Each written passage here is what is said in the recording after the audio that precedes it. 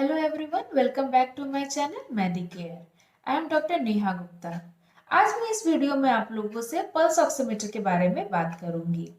Pulse oximeter क्या होता है, इसे यूज कैसे किया जाता है, ये काम कैसे करता है, कोरोना पॉजिटिव पेशेंट में इसका क्या रोल है और इसको और किन कंडीशंस में यूज करते हैं।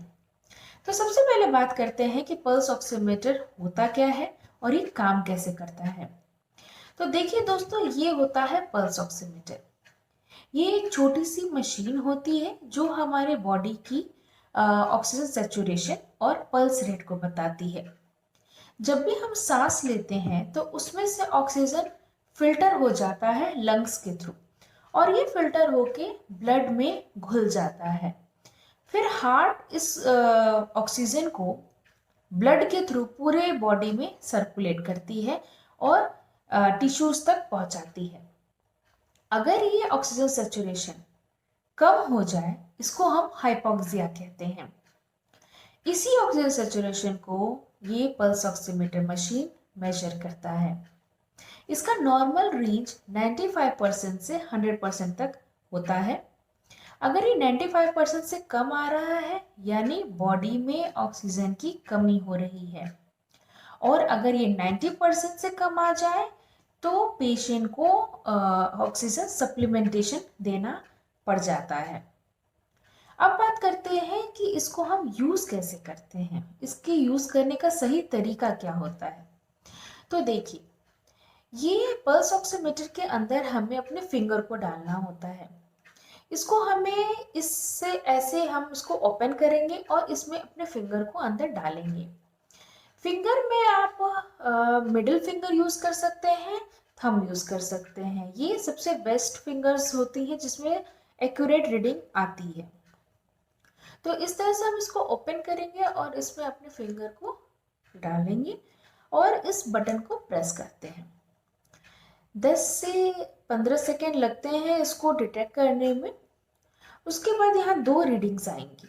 जो पहली रीडिंग होती है वो होती है ऑक्सीजन सैचुरेशन की, और जो दूसरी रीडिंग होती है वो होती है पल्स रेट की।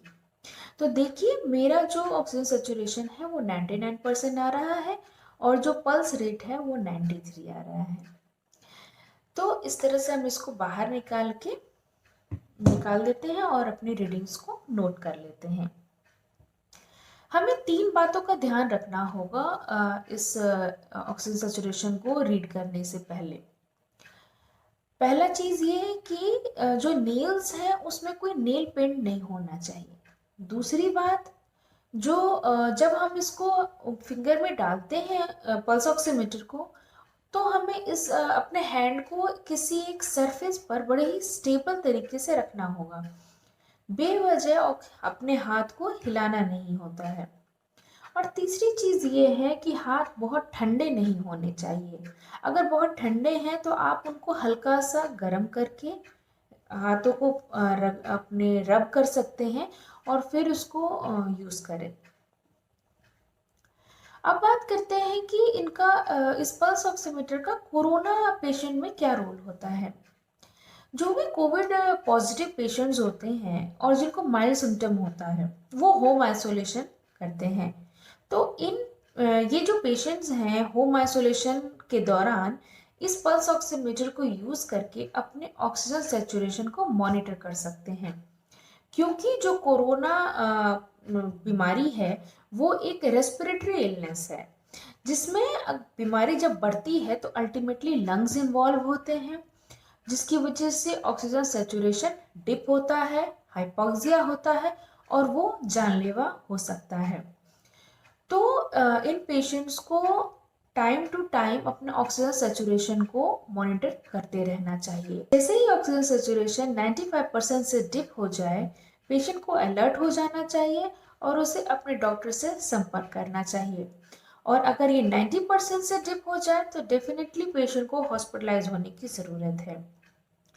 अब बात करते हैं कि इनको और किस कंडीशन में यूज़ किया जाता है।